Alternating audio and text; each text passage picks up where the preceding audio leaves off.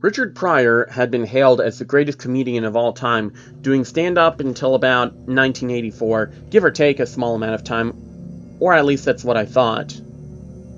According to witness accounts, there have been reports of Pryor continuing to do stand-up until as late as 2001, until the MS made it too difficult for him to continue performing. But why haven't you heard him of doing this? Simple, he was tired of touring. He wanted to entertain people on his own terms, using whatever material he wanted, so he started hitting up comedy clubs along the lower west coast and even some smaller places in Canada. It was incredibly difficult to not get noticed, being the greatest stand-up ever, so he wore disguises that almost always worked, but occasionally his ego got the best of him, and he went a few times to incredibly rural spaces without anything covering his face.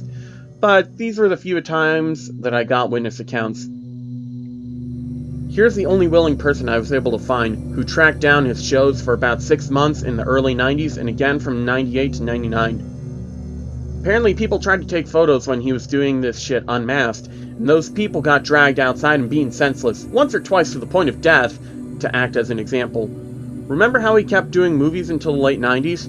Well, notice how his ego is mostly what exploded there. Cast members in the late 80s onward talked about this, and this was getting further shown when it was brought to my attention that he liked to talk about at his shows how be getting better material by the day, Carlin be shuffling his shit around for the last 30 years. He started to get angrier as his sets went on, complaining about why everyone in the world is wrong, and at a point did a few sets where there weren't even any jokes, just him yelling at the crowd. And after these sets, he walked back out off stage like he was a completely different person. Even more curious, I heard he made one more concert film, privately, that was released to Jennifer Lee, Pryor's final wife and manager, just last year.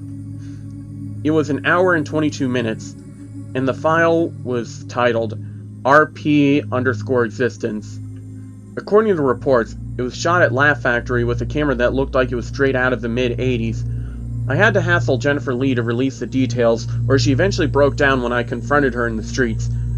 Crying, she told me about the horrifying picture. It must have taken place in 2001 or 2. Richard made many business trips for those few years, even though he needed assistance to get anywhere. After hours at the Laugh Factory, it was him in a room, with no real crowd but him, standing in front of an unplugged microphone, in the distance. Because of the distance of the camera, I could barely make out his face, but based on his expression, it was clear as day. He spent 30 to 35 minutes telling inaudible jokes and laughing hysterically to himself after he told them, and he looked like he hadn't slept in days, and was almost skeletally thin. 2 minutes after this, though, the man snapped, just started screaming words that I could barely make out, moving so rapidly like he was going to have a seizure. And then he fell out of his chair, flat on his face, as his mobility vehicle drifted off into the distance.